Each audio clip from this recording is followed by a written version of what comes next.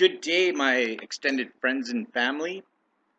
Today I was thinking of talking about some terminology, some common spiritual terminology that's um, oftentimes misunderstood, and I want to go over it to simplify it for people because as most of you who watch this channel know that I'm a spiritual person, and I believe that through spirituality and uh, that avenue that all our problems are curable. We can find our way out of bad situations, and we can overcome many challenges, including mental illness and things like that. We don't necessarily need to drug everything. So, all that being said, today I want to differentiate between a few things. So I was talking to someone yesterday, and they were talking about was it atheism possibly or agnostic, and they had mentioned that that was an insult in some places, and it is. An atheist, you've heard the insulting term numerous times, like a heathen is a term for an atheist. An infidel, if you're a member of Islam or a Muslim, an infidel would be an atheist. Unfortunately, and I'll comment here. And Jews, I believe their term is goyim. So anyone who's not a Jew, I think you have to convert or whatnot, but even then, you're not a real Jew because you have to be married by a Jewish woman or to something to that extent. Now, I'm not an expert in theology. I dabble and I find it interesting, and I'm certainly not going to, start quoting uh, canonical laws or Bible scripture or any of these things. My understanding of spirituality is my own, and I study the things here on planet Earth that describe my own understanding, and then I try and put it in terms so we can communicate and talk about it and help one another. So, that being said, atheism is basically, and I don't want to split hairs, I don't want to get into semantics too much, but basically someone who does not believe in a god or gods.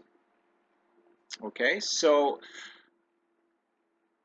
I guess you would not be thinking very rationally of an afterlife or a continuation of the physical realm into the non-physical. You're not thinking about it very clearly, because even here on the physical, as above, so below, and you don't have to prescribe to any of that, but in the physical realm, in which the atheist believes is technically all that exists, really.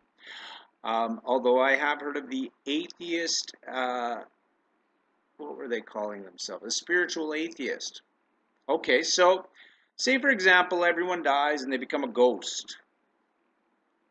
Are you telling me that in this world we have people that are like gods compared to your average person, right? Like Bruce Lee, or you have these multi-billionaire millionaires, these people that are beyond our ability to catch up to, right? That are just these megaliths through this, that, the other thing. But there's a hierarchy.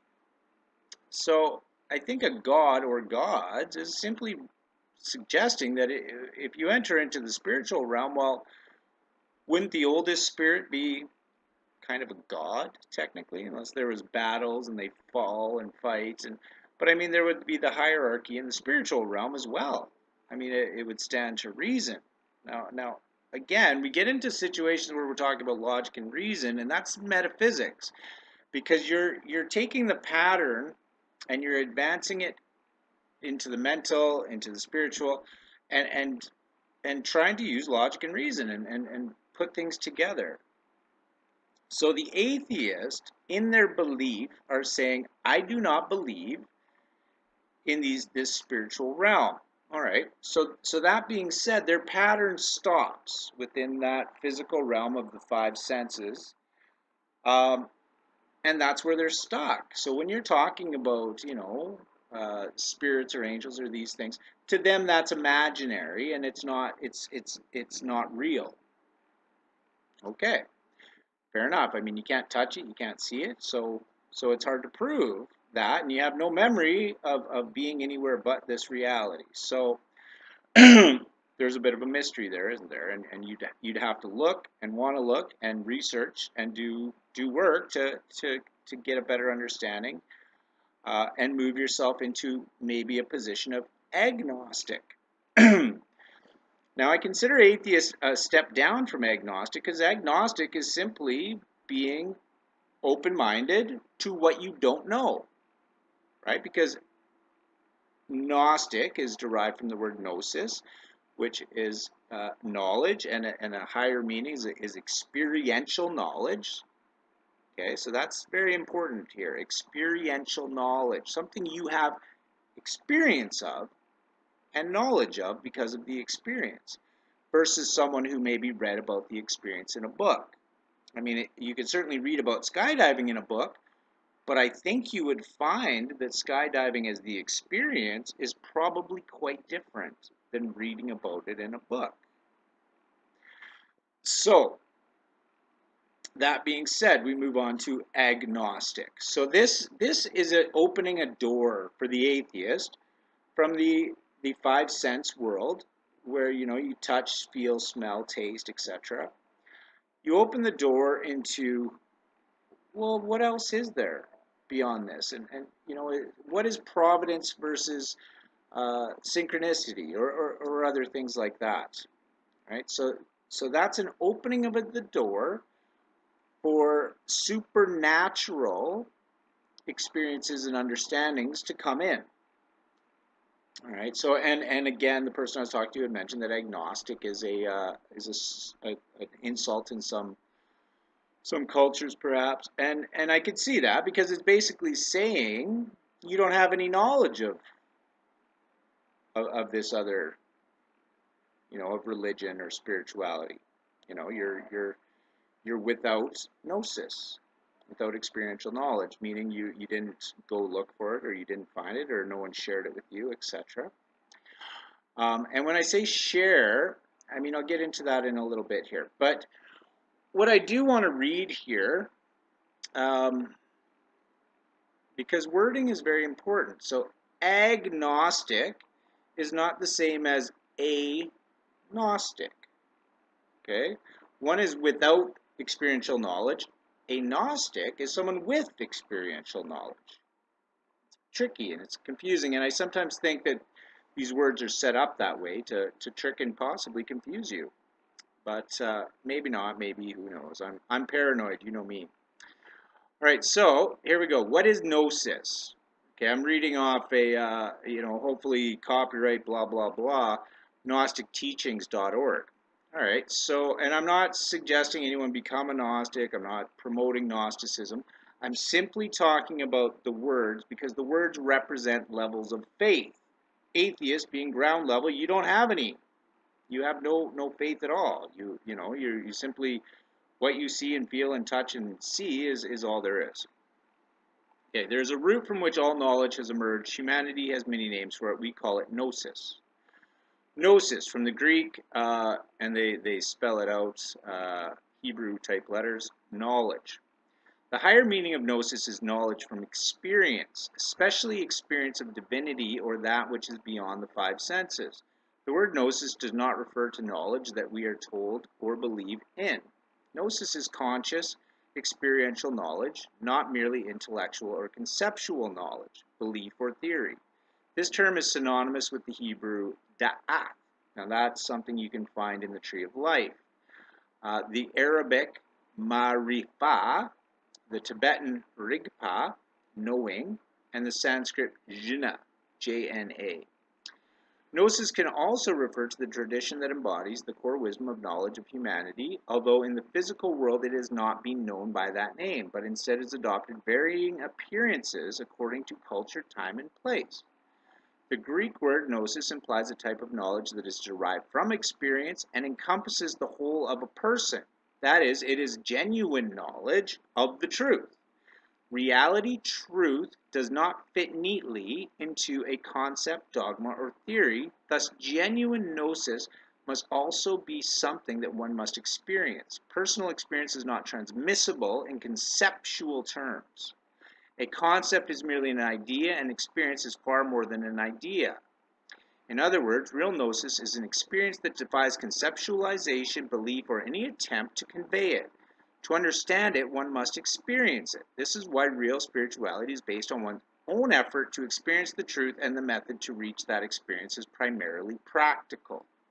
Nonetheless, in order to understand what we experience, we must study the experiences of others. For this, we prefer to rely on those who have proven the qualities we wish to embody ourselves: profound love for all beings, brilliant intelligence, and radiant joy.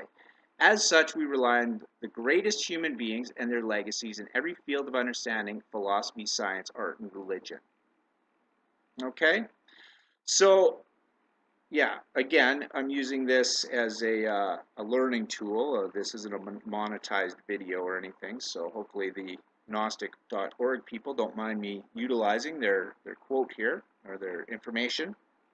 But that sums it up, in that we want to learn and experience from people who are the best of the best, who we can look to as archetypes of human ingenuity, behavior, morality, altruism, etc.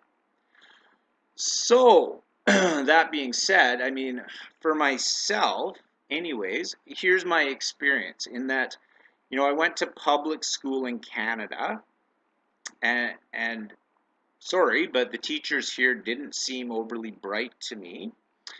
I would follow along, and maybe it's a kink in the way I see the world or the way I think, but when you're sitting there listening to things that are boring as hell, because I think the modern propaganda / education is designed to be boring and painful, so that you don't go back and educate yourself, because you already know education is painful, useless, and boring.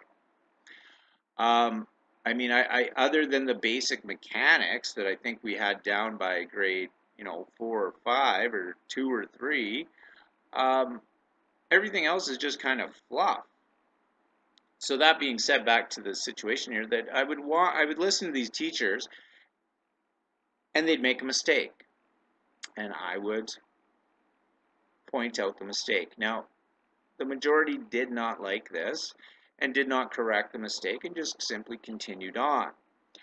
I was vindicated or validated on numerous instances where I would pass because I would do it the way I saw as correct, and the rest of the class would follow along the teacher and fail because they made a mistake and refused to correct it. And there was a few instances of this over time.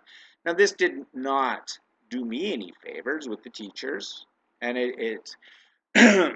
I didn't really understand it at the time, because you only have this one perspective, and the rest of your memories from your other lives or whatnot is not there. You only have this life to gain your experiences from. So it was a bit confusing, right? And I think a lot of the time that's where this cognitive dissonance comes from. But through my spiritual progression, in something like AA, well, you're listening to people talk about themselves, and they're admitting things sometimes that no one would normally admit. And there's certainly no reason to lie about something terrible you've done, right? So when here's the bit of this is where gnosis kind of comes in, that the Western culture is lost trust. We're losing trust, and that's a big part of gnosis. And a lot of religions will often utilize it, maybe not call it that. But basically what it is that you find someone that you can believe, that you can trust. Now, unfortunately, the majority of us in the Western culture have been kind of bamboozled into believing that we can believe what we see on TV and that we can believe our politicians and government. That might be a bit of a mistake.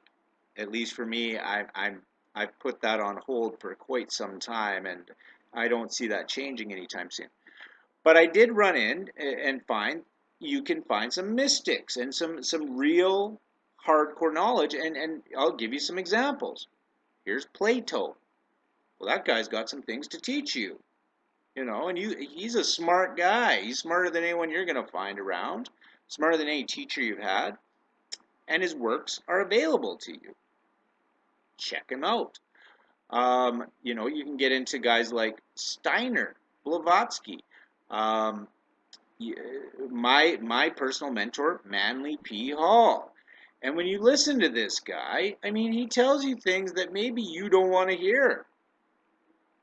And he tells you things that, are not going to make him a popular guy in some circles. But at the same time, when you stop and think about it, it's hard to deny what he's telling you, which is the truth. And I mean, if you've been far away from the truth and traveling in lies your entire life, well, the truth might be a hard thing to hear because it might require you to do a lot of work to get back to a place of truth. And some people don't want to do that work. And some people don't want to confess the terrible things they've done so they can be believed in their and share their experiences back and forth. So the world's very complicated, especially when you're working on 90% bullshit, right? Because that when you look around and look and listen, I mean, you're poisoning yourself with the foods you're eating. You're watching bullshit and lies on television. The government is corrupt beyond any sort of reckoning anymore, to the point where we have two candidates to choose from, and you're trying to choose the one you hate the least. That should suggest that we've got a major problem going on here. So, anyways, I mean that's a brief explanation of the where we're at, right? That basically you if you're going to move into a spiritual sort of situation for yourself, you're going to go through some of these phases. I would suggest that even a lot of average everyday people that go to church on Sundays and call themselves Christians, even have read the Bible, don't really get it, don't have any sort of experience, and are sort of two minds in that they're going to hedge their bets, right? So just in case there's a God, well, I can present that I went to church and sang the songs, but at the same token, it's not a true belief, right? There's still the doubt that the secular sort of atheist type society pushes at people that, well, you must be stupid if you believe in a god or gods or some sort of spiritual realm you can't touch or feel. You must be stupid, right? Because I mean, that's Western modern science and technology that without concrete proof you can touch, feel, smell, taste, well, it's just imaginary, and we're not going to believe in that. And yet, the same token, they would have you believe in all sorts of things without proof, this, that, and the other. I mean, I'm gonna throw this out for you, but science and that community, and don't get me wrong, science is a tool, and I utilize it and I respect it as well, but the science that I'm talking about is the bought and paid for science, right? So, I mean, you can't really believe a lot of it. I mean, I'll give you the Big Bang Theory as the example. Oh, well, this explains everything. It explains nothing at all. Where did the matter come from to explode into the universe? All you're explaining is the start. Well, this is how we think it started. Okay, well, where did the matter come from? Was that left over from another universe? What is it? Where? What? Who? How? What? He explains nothing. Zero. Okay. Um, yeah. If you can move, I mean, again, you don't need to move into spiritual um, direction. You don't need to have a to study the full Judaism. You don't need to study full Christianity. You don't need to study the full Quran. You need to within yourself decide, hey, listen, I'm open. I'm looking for some answers, and start looking for yourself, and go where you're drawn to, and those answers will come and present themselves for you. There's a path in front of you, and you just need to open your eyes and look for it, and be open to the fact that it's there. Um, so, anyways, back to the conversations I was having is that the person I was talking to had mentioned, well, if psychology is your interest, just do it. And I thought about it, and it's like I am doing it. I am moving forward, and things are manifesting slowly through this channel, and through you guys in your suggestions, chatting with people, getting different understanding, seeing where the adoption world is at. Um, my own journey is opening up doorways for me as well, right? So when I went to look for therapy to do with adoption, I was expecting that these therapists, counselors, psychologists, mental health professionals would actually have some knowledge that about adoptees who suffer because of adoption. No, there didn't seem to be anyone. I mean, you get what you pay for, I'm sure, but I mean, I've talked to other adoptees here, some of you, and you have your counselors, this and the other thing, and you're telling me they don't seem to get it either, you know. So, anyways, I've overcome a lot, a lot of my addictions. I've been through the phases of adoption because there's the childhood phase, there's the teenage years, there's the, when you get it to be 18, and then you can legally look in some places for your birth family.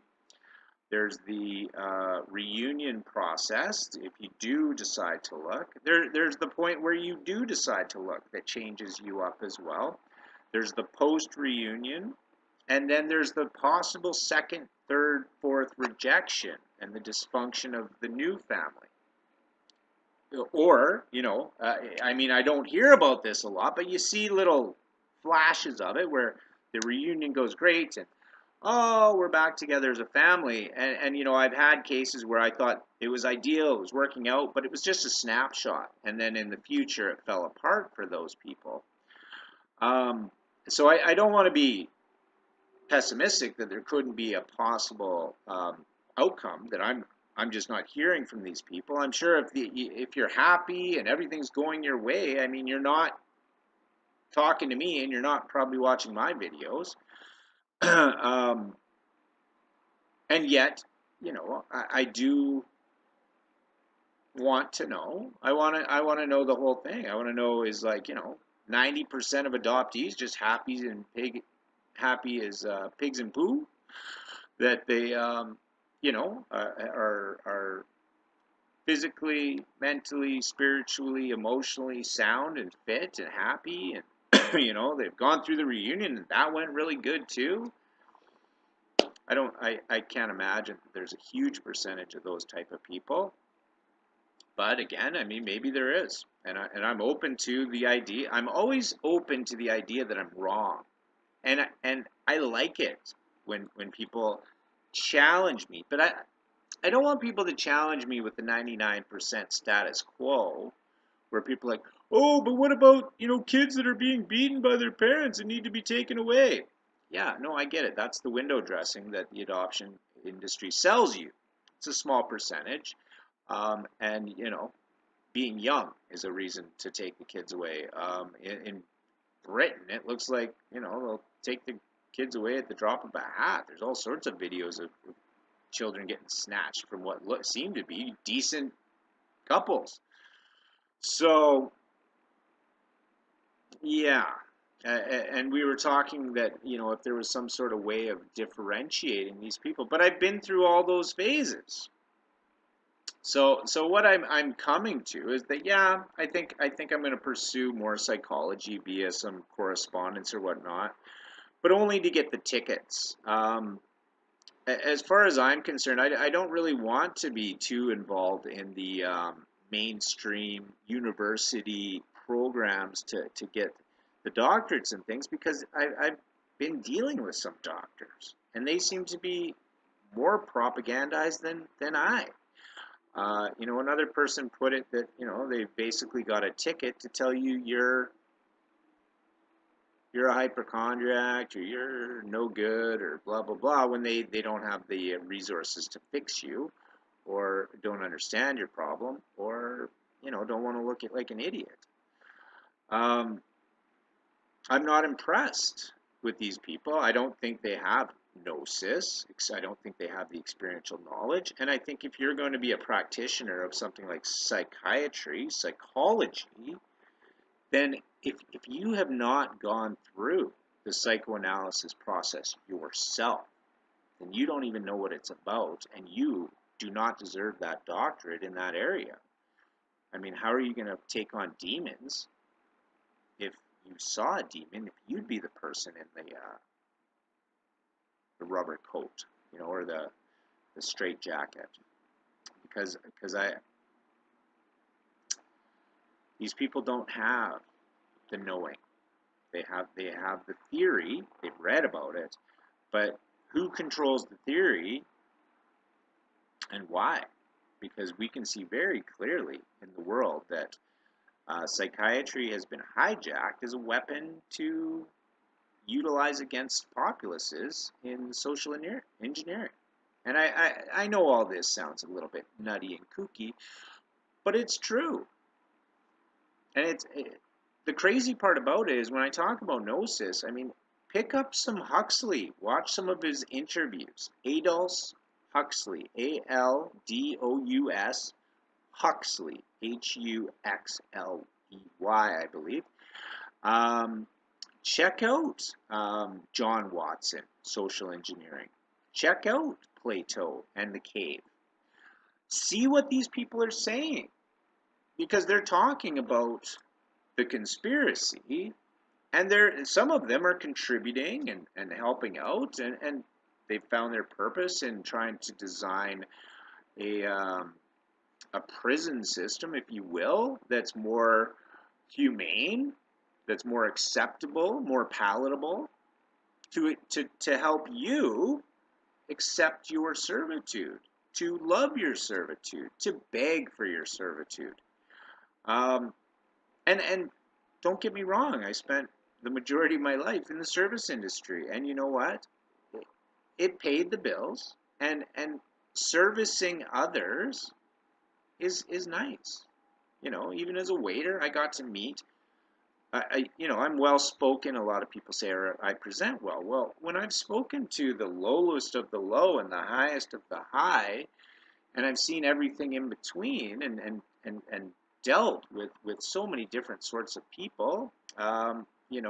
People travel the world, but they stay in their safe little areas. And you go to this all inclusive or these tiki tours or whatever it may be.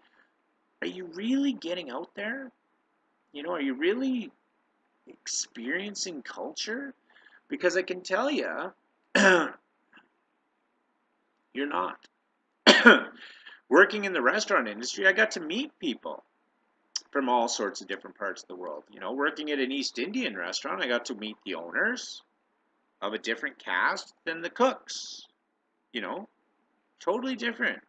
And then, the nice thing about it was that, I got to meet some of the different ethnic varieties, the Hindis, the Sikhs, um, Pakistani, and don't get me wrong, I'm no expert in India or China or this, that, and the other thing, but I've got to get a feel for the people from these countries and how they operate, working in the car industry and dealing with different ethnic varieties. Some ethnic groups, negotiation is a big part of their culture. And as a Western person, if you don't understand that, well, you may treat them just like every other Westerner, which would seem to be the way to do it, but that's not how they want to be treated. That's not how they want to interact, right? They want to negotiate, and they want to be up against a strong negotiator, you know, and they like it a little rough. The funny thing is, like, there was a couple times where I thought maybe I crossed a line when negotiating with a couple of these ethnic fellas, and then they bring back their families when they're picking up the car and like, oh, this is Todd, and oh, he's so great, and blah blah blah, and I'm like, they like me more, but I think it's a respect thing. They respect you for your negotiating skills or whatever it might have been. So again, it's being open to understanding that people are different. It's being open to. I digress. I don't even know where I was going with all of this. Sorry, but anyways, the point being is that yes, I do want to provide a service, and that service hopefully is to be able to share my experience on my journey up to certain points for people who are on the same path and the same journey. Um, that service would be offered voluntarily, obviously, and for those who can afford can donate, etc. And those who can't then don't have to. But I mean, at no point will I ever turn away someone in need or who needs a friend. I mean, even me when I was struggling and in the depths, I remember how badly I craved understanding. When I found Nancy Verrier, I sent her a letter or an email, and I mean, in there, I said, why couldn't you have been my mommy or something to that effect? Because it was the first time I was hearing a non-adoptee articulate the feelings that I had gone through by myself, and it was so. What's the word? It was a relief to hear that someone else understood what I had gone through. So. I don't have, I don't have all the answers for everyone on everything. And in some areas, all I have is more questions. Um, but at the same token, yeah, I want to help those who in distress, and I want to collaborate with those in similar understandings. And I want to have conversations about the problems that we're facing, you know, and and discuss possible solutions to those questions. And sorry, I've really rambled on this video, so I'll let you all go.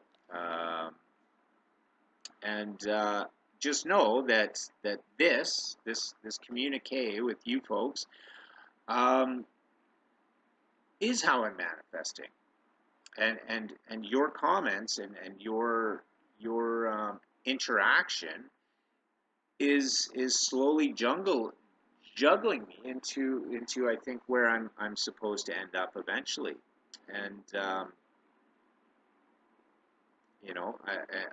I'm hoping a lot of you and more will join me on my journey, and it's a give and take, and we can help one another. So have yourselves a great day, and thanks for listening to my babble.